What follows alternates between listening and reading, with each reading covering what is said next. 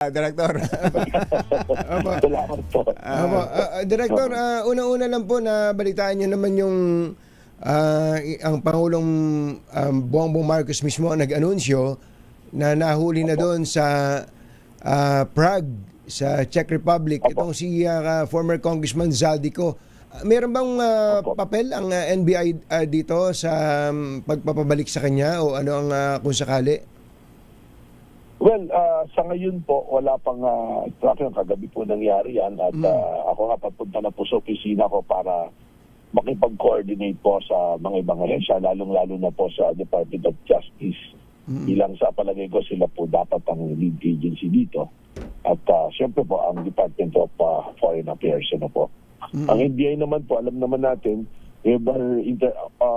International Operation Division, yung pong nakikipag-ugnayan po sa PCTC natin, yung Philippine Center for Transnational Crime. So, yan po yung role namin dyan.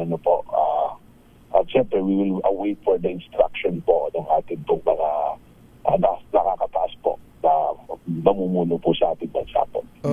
Kaya po